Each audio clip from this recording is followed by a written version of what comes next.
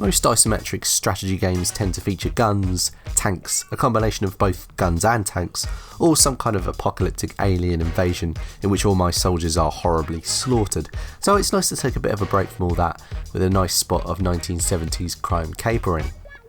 Skilltree Studios' tactical strategy game Crookz is a light-hearted heist romp that offers a more relaxed, less punishing challenge than some of its peers. You control a group of up to 4 different thieves from a roster of 6, each based on a particular period archetype.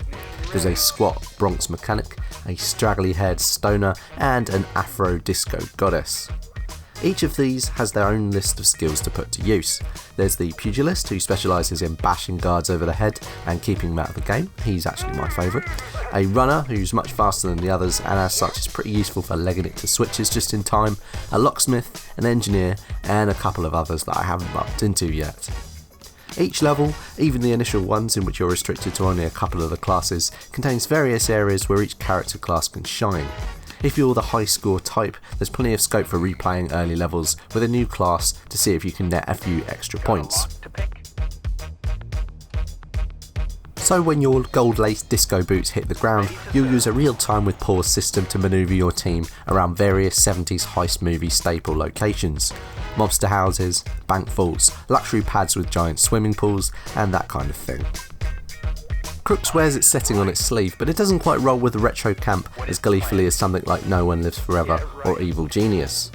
The tone's very silly, but it feels like an homage to the era rather than a parody. There's a very simple plot setup where your band of rogues is trying to loot a space crystal of some kind, don't ask me why, and thanks to a double cross they end up disbanding. A few years later they get the opportunity for revenge against the guy who double crossed them, and it's down to you to get the team back together and build up the tools and cash for some increasingly tricky jobs. At its core, Crookz is actually a very simple game to get the hang of. You issue commands as a series of linear waypoints, and then you hit play and watch your thief carry them out.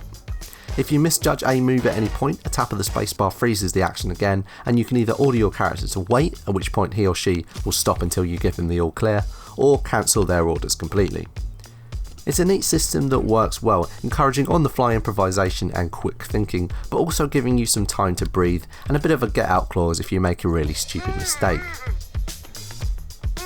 Each heist throws you into an arena filled with patrolling guards, security cameras, laser beam grids and so on, challenging you to avoid attention and fulfill an objective before the guards cotton onto your presence.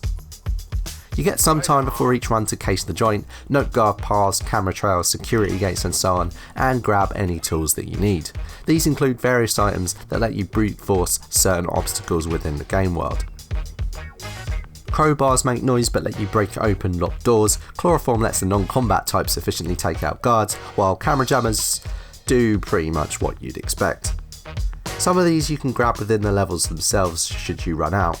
I've barely scratched the surface in terms of the sheer number of different one-shot items in the game, so I'm hoping there are some more esoteric and interesting options once the missions start getting more ambitious and more tricky. At least in the early stages, Crookz isn't a particularly difficult game. Guards do revive quickly, but they have a very limited patrol path and they don't seem that fussed about getting punched in the face multiple times. I can already tell by the 4th mission that the game's slowly escalating the challenge though. Obstacles become more clustered and trickier to bypass, and levels start lobbing some admittedly fairly simple switch puzzles in my direction. I hope the game has enough of these challenges down the line to offer aside from the initial jumble of locked doors, laser beams and crawl spaces. It is fun to pick my way through these systems at first, but if the game's 18 missions rely too much on the same formula, it risks becoming a bit tired. Right now though, I am enjoying the level design, which does a good job of avoiding the trap of forcing you down one particular route. You still have to tag the same objectives and head to the same areas, but there is a little room to manoeuvre and try out different approaches in each level. Despite the ease of the first few missions, I did enjoy my time with Crookz a lot.